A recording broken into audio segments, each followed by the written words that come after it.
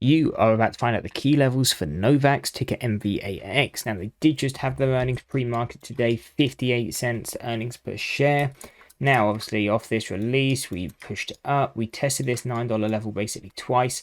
Now, this is our first deviation on the 6-month. Obviously, we don't trade pre-market, but it is good to see it's being respected. Nearly tried to test it as the market actually opened, but again, failed. So what are the key things that I want to be paying attention to on this stock? Because what was also quite accurate today is what actually caught the top of this opening move. So again, we had the $9 deviation, but this top around 880 was our anchored VWAP. This dark blue anchored VWAP, this is an anchored VWAP from January 1st, so a 1-year anchored VWAP. So usually quite a strong level, and like today, could have made for a great reversal trade. Now, from a support side, we'll cover this because there isn't too much to cover from a support side now.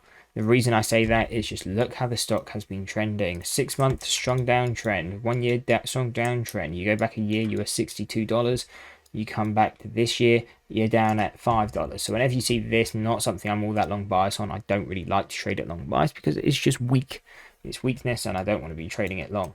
So if we come to the downside, we have a fair value, so statistical mean at 560. So this isn't a level I actually trade off, it's a level I trade to. So if I was trading short buy, say on $9 or that 875, again 560 would be that final target I would look to trade to.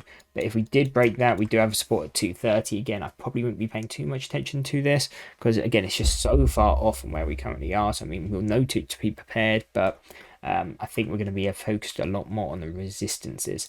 So the resistance is $9. Again, we basically hit this already pre-market, so won't be most likely as valid if we come back to retest it. So I would kind of ignore this level, wait for a further move, and 1040 is what I would start paying attention to. So 1040, first deviation on that 1-year chart, strong resistance, so paying attention to that. If we broke that, we have 1225 as that next key resistance. And if we break that, we then have $15.15 and $19.90 as a final level. So again, a lot of resistance, also ones that can take us quite far. On a stock like this, tends to move in kind of short bursts, but can move quite quick, like especially you see this move here. Quite a big percentage move, but happened relatively quickly. So if we zoom out, you can see that's a 40% move, but happened in about a day or two. So that's why we like to have quite far out targets on a stock like this, because again, it will most likely move quite quickly. But again, that will probably get sold into quite quick. So if we move to 1040, cool, I'll short that. 1225, happy to short. 1550, happy to short. 1990, happy to basically short all of these to play to the downside. Now they can definitely squeeze, and that's why it's important to, or at least how I trade it, is through the options, because it can be hard to borrow, so we might not even be able to get shares.